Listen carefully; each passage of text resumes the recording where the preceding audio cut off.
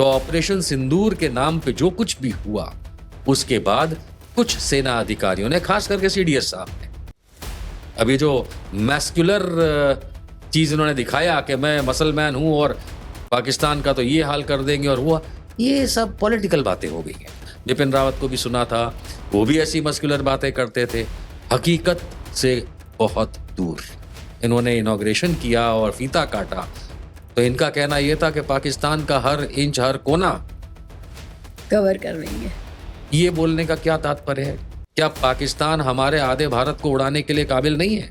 और इसी वजह से आज की तारीख में हमारे पास लड़ाकू विमान कम, हमारे पास मिसाइल्स कम, हमारे पास ड्रोन्स बहुत कम, हमारे पास सैनिक बहुत कम, हमारे पास हमारे नौसेना की हालत दुबली। भाई उसकी मिसाइलें दिल्ली तक तो आ ही सकती हैं, उसकी मिसाइलें राजस्थान, गुजरात, पंजाब तो आ ही सकती हैं, उसकी मिसाइलें यूपी तक तो आ ही सकती हैं, मध्य प्रदेश आ ही सकती हैं। और क्या बचा फिर आपके पास? अब मोदी जी और उनका गैंग जो है, बुरा लगेगा सुनने में, लेकिन ये रक्षा सौदों की दलाली कर रहे हैं। लेकिन कितनी पावरफुल है वो सामने आ चुका। आज की तारीख में Modi ji has failed Indian army, Indian air force, Indian navy. वो इनकी 3 दिन वाली सेना न चीन का सामना कर पाई, न पाकिस्तान का सामना कर पाई, कहीं दिखी ही नहीं। पड़ोसी मुल्क या दुश्मन जिसको हम कहते हैं, तो वो जब देखते होंगे तो वो हंसते होंगे कि ये हैं, ये दुखियारे लोग, इनके भरोसे हमसे लड़ने के लिए लोग बातें करते हैं। सेना के बड़े अधिकारियों का कुछ ऐसा बयान आया कि लगा कि सेना भी चुनाव लड़ने वाली है।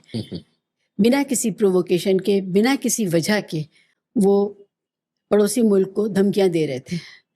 और हम देखने लगे, आगे पीछे ढूंढने लगे कि क्या कुछ घटना घटी है जिस वजह से उनको इस तरह के सियासी ऐसा बयान जो बड़की मारना जिसे हम कहते हैं, उस तरह का बयान वो देने लगे। तो मुझे तो कोई खबर मिली नहीं। और बाद में जब उसका क्रिटिक आया और लोगों ने एतराज़ किया, एक्सपर्ट्स ने एतराज़ किया कि सेना इस तरह के बयान नहीं देती है, अगर इस तरह का बयान आएगा तो वो मंत्रालय की तरफ से आएगा। तो ऑपरेशन सिंदूर के नाम पे जो कुछ भी हुआ, उसके बाद कुछ सेना अधिकारियों ने, खास करके सीडीएस साहब ने, अभी जो मैस्कुलर चीज इन्होंने दिखाया कि मैं मसलमैन हूं और पाकिस्तान का तो ये हाल कर देंगे और हुआ, ये सब पॉलिटिकल बातें हो गई हैं। मैं जहां तक समझता हूं सीडीएस कोई ऑफिशियल पोजीशन नहीं है आर्मी में। ये तो राष्ट्रपति जी को भी रिपोर्ट नहीं करते हैं, तो प्रधानमंत्री को रिपोर्ट करते हैं, एक लिंक बन के बीच में बैठे हुए हैं। इसलिए ये इस प्रकार की भाषा इनकी बोलना, इनसे पहले आपने अनिल रावत को भी बिपिन रावत को भी सुना था, वो भी ऐसी मस्कुलर बातें करते थे, हकीकत से बहुत दूर। ये रोमांटिसिज्म जो है, ये करने की आवश्यकता नहीं है, इससे हमारी सेना के मोराल को धक्का पहुंचता है। इतना बड़बोलापन जनरल साहब लोगों का इस समय पाकिस्तान को लेके, मसल देंगे, ये कर देंगे, फलाना कर देंगे, इसका कारण डोनाल्ड ट्रंप है। डोनाल्ड ट्रंप पिछले कई महीनों से मोदी जी को, आम भारतीय की भाषा में कहें तो, पॉलिटिकली मसल रहा है। डोनाल्ड ट्रंप ने यह कहा कि पाकिस्तान और भारत का ऑपरेशन सिंदूर उसने रुकवाया, वहां से शुभकामनाएं ट्रंप ने भेजी, साथ में यह कहा कि अब तुम पाकिस्तान के साथ लड़ाई नहीं लड़ोगे। मोदी जी मान गए। जो अफगानिस्तान पे इस समय पाकिस्तान ने हमला किया था, वो सब ट्रंप का कराया हुआ था, उसी ने रुकवा भी दिया। यानी इस समय दोबारा पाकिस्तान डार्लिंग ऑफ अमेरिका बन के बैठ गया है। यानी इंडिया के जो सर्कमस्टेंसेस हैं इस समय मिलिटरीली, वो इतने खराब हो चुके हैं कि मोदी जी अगर कुछ बोलेंगे, उसकी वैल्यू तो छोड़िए, उसका काउंटर आ जाएगा ट्रंप से। लेकिन क्योंकि हम अपने घर में अपने ऑडियंस को जोड़ के रखना चाहते हैं पाकिस्तान और फौज के मामले को लेके, इसलिए किसी को तो बोलना है। राजनाथ सिंह जी तो अब भूल जाइए कि कुछ बोल सकते हैं, कुछ नहीं बोल सकते। ब्रह्मोस जो अभी हाल में इन्होंने इंडक्ट किया, वैसे तो कई सालों से इंडक्शन चल रहा है, लखनऊ प्लांट की बात करें तो वहां से जो इन्होंने इनॉग्रेशन किया और फीता काटा, तो इनका कहना यह था कि पाकिस्तान का हर इंच हर कोना कवर कर लेंगे। ये बोलने का क्या तात्पर्य है? क्या पाकिस्तान हमारे आधे भारत को उड़ाने के लिए काबिल नहीं है? अगर उसी तर्ज पे देखा जाए तो बिल्कुल है। भाई उसकी मिसाइलें दिल्ली तक तो आ ही सकती हैं, उसकी मिसाइलें राजस्थान, गुजरात, पंजाब तो आ ही सकती हैं, उसकी मिसाइलें यूपी तक तो आ ही सकती हैं, मध्य प्रदेश आ ही सकती हैं।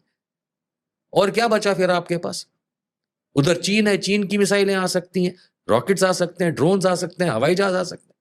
तो ये जो अगेन वही वाली बात है ना कि अपना दिखाना कि देखो हम तो अब किसको दिखा रहे हो भाई? राजनाथ सिंह जी से अगर पूछा जाए, ये अपने वोटर को दिखा रहे हो, अपने वोटर को मत दिखाओ।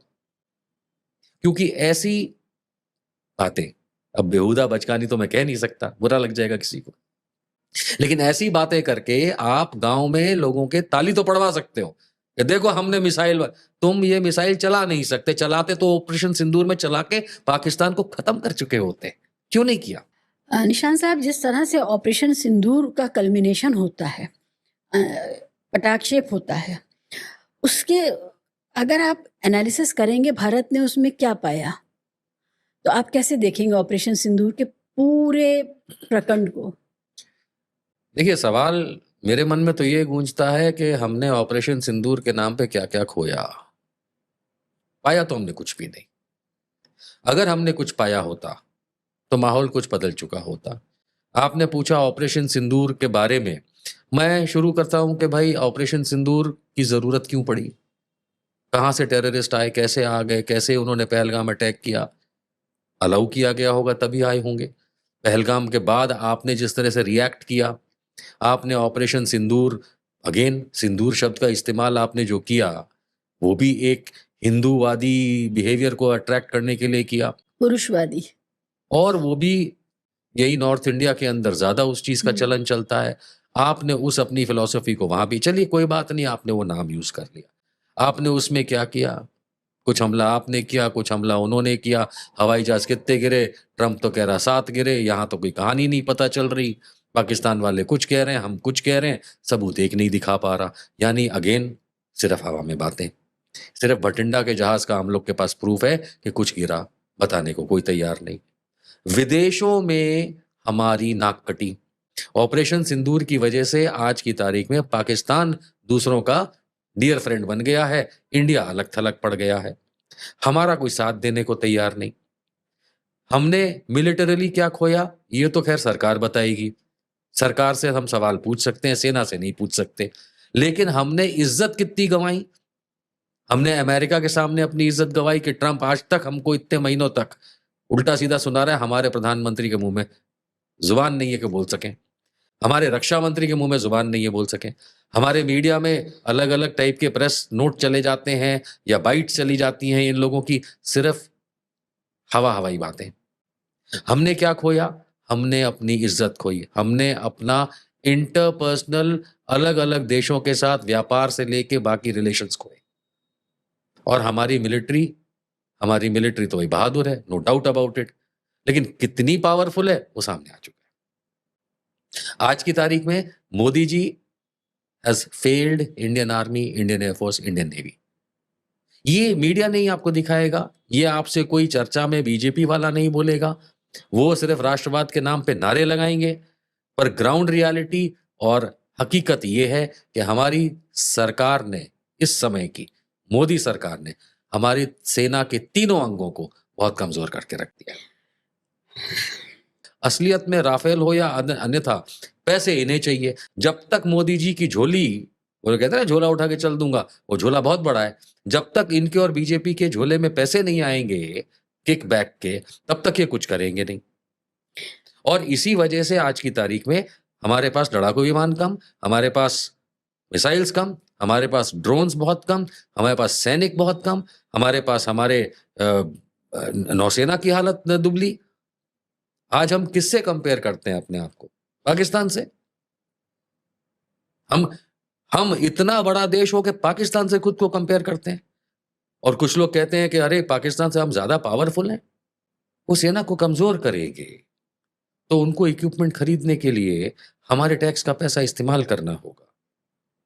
अगर वो सेना को ज़्यादा सैनिक रखना, ज़्यादा बलशाली बनाना, तो फिर उनको वो रोल नहीं मिलेगा जो एक बार्गेन करने वाले रक्षा सौदे के दलाल का रोल होता है। अब मोदी जी और उनका गैंग जो है, बुरा लगेगा सुनने में, लेकिन ये रक्षा सौदों की दलाली कर रहे हैं। पाकिस्तान को मार देंगे और हम सेना का सम्मान करते हैं। ये जितने सोशल मीडिया पे सेना का सम्मान करने वाले लोग हैं, ये सेना में जाके काम क्यों नहीं करते? आरएसएस ने कहा कि हम बहुत शॉर्ट नोटिस में 3 दिन के शॉर्ट नोटिस में हम सेना के लिए अपनी फौज भेज सकते हैं। जो किसने कहा? आरएसएस किसने? आरएसएस ने, वो कौन है? राष्ट्रीय स्वयंसेवक संघ। ये कहाँ रजिस्टर्ड है? ये ऐसे फर्जी राष्ट्रीय स्वयंसेवक संघ एक फर्जी संस्थान बना के ब्लैक का पैसा में अपना बिजनेस करने वाले, जो हमारे देश के संविधान और तिरंगे का अपमान करने वाले, जो महात्मा गांधी, जवाहरलाल नेहरू जैसे देश को बनाने वालों की बेइज्जती करने वाले, जो अपने अब्बा हेडगेवार और गोलवारकर का कहीं नाम ना ले पाने वाले, ये ऐसे जो अपने रज्जू भैया और सुदर्शन का कहीं दुनिया में नाम ना ले पाने वाले लोग, ये हमारे देश को सिखाएंगे। ये आरएसएस कौन है? ये एक देशद्रोही संस्था कहलाई जा सकती है। पहली बात, संस्था होनी तो चाहिए। हमने तो सुना है आपके दिल्ली में हेडक्वार्टर बना लिया, सरकार बदलने दीजिए, बुलडोजर मैं चलवाऊंगा उस पे। ये जो डायलॉग मारा गया था, ये मोहन भागवत ने मारा था जी। मोहन भागवत ने डायलॉग मारा था कि सेना, हम तो 3 दिन में ऐसी सेना तैयार कर देंगे।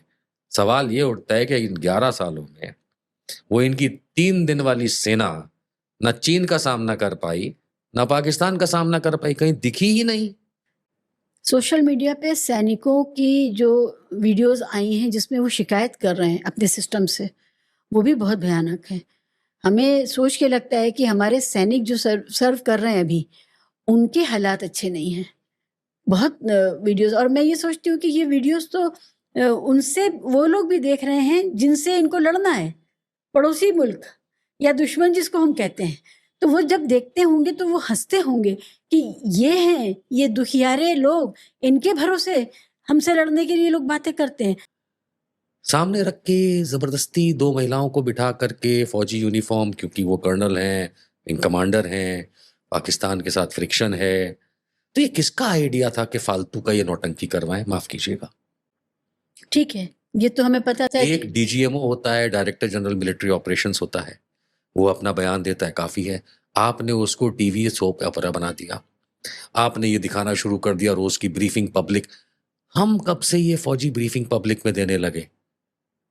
हम कब से आर्मी, एयरफोर्स, नेवी वाले, हम कब से इस देश के अंदर हर फ्रिक्शन, एवरीडे फ्रिक्शन को पब्लिकली दिखा के मस्कुलर पेट्रियोटिज्म दिखाने लगे? अगर इतना ही था तो मेरे राफेल और मिराज 2000 कितने गिरे वो भी दिखा देते। वहां आकर के बोलती बंद हो जाती है। लेकिन महिलाओं को आगे करके ये दिखाना, और उसमें थैंक यू मिस्टर मोदी, आपने ये जानबूझ के जो नौटंकी क्रिएट करी दिखाने के लिए, जो हमारे देश में क्या कई देशों में नहीं होती है। हमने नहीं देखा इस तरीके का रोज का डीब्रीफिंग पब्लिक को दिया जा रहा हो, जिसमें पढ़ पढ़ के अंग्रेजी और हिंदी में सुनाया जा रहा हो। ये जो आपने, माफ कीजिएगा, ये जो आपने बेवकूफी की, इसका पहला नतीजा तो ये हुआ कि बीजेपी वालों ने तो यहां तक चले गए कि सोफिया कुरैशी अपने भाइयों को, आतंकवादियों को, मतलब इस तरीके की गंदी भाषा इस्तेमाल शुरू कर दी। और कई बीजेपी वाले तो तारीफ करने लगे, और बीजेपी इन द सेंस वो राइट विंग वाले जो खास करके सोशल मीडिया वाले, कि देखो हम लोग, उन्होंने तो सोफिया कुरैशी को बिल्कुल बॉर्डर पे पहुंचा के लड़ाई करवा दी, और व्योमिका सिंह तो हवाई जहाज में बैठ के जा रही, जबकि वो दोनों खाली प्रवक्ता है। जब आपने ये सीन क्रिएट किया तो याद रखिए, सिक्के के 2 पहलू होते हैं। आपने ये करने की कोशिश की, फ्लिप साइड आनी थी और आई। फिर इन्हीं में से कुछ लोगों ने इतनी बदतमीजी करी आम जनता में से, आपने जो ड्रामा दिखाया पीछे फलाना चल रहा है, ये जो आपने पिक्चराइजेशन ऑफ पता नहीं क्या दिखाने की कोशिश की, तो फिर फ्लिप साइड भी होती है। फ्लिप साइड आती, दुश्मन मुल्क से आती तो सबर हो जाता ना। अपने ही मुल्क के लोग, दुश्मन मुल्क हंस रहा था, दुश्मन मुल्क हंस रहा था तुम ये सब क्या कर रहे हो, और हमें उस बात का अंदर से चुभ रहा था कि हम ये ड्रामा क्यों कर रहे हैं। तो किसी भी हालात में हम रेडी नहीं हैं किसी भी प्रकार के कन्वेंशनल युद्ध के लिए, लेकिन हमारी सेनाओं की कैपेबिलिटी जरूर क्वेश्चन मार्क है, खुद सेना अध्यक्ष लोग बोलते हैं। लेकिन ये छाए हुए हैं चैनल्स पर, जब कुछ भी घटनाक्रम होता है तो सबसे ज्यादा यही लोग आगे बैठते हैं। बीजेपी प्रवक्ता भी वही बोल रहे हैं, और वही एंकर भी बोल रहे हैं, और वही ये रिटायर्ड ऑफिसर्स बोल रहे हैं। तो ये एक इकोसिस्टम इस तरह का है। देखिए मैं आपको बताऊं, कि एक पाकिस्तानी भारतीय सेना को मेरे सामने बैठ के गरिया रहा है, सामने बीजेपी प्रवक्ता और जनरल लोग बैठ करके चुप हैं।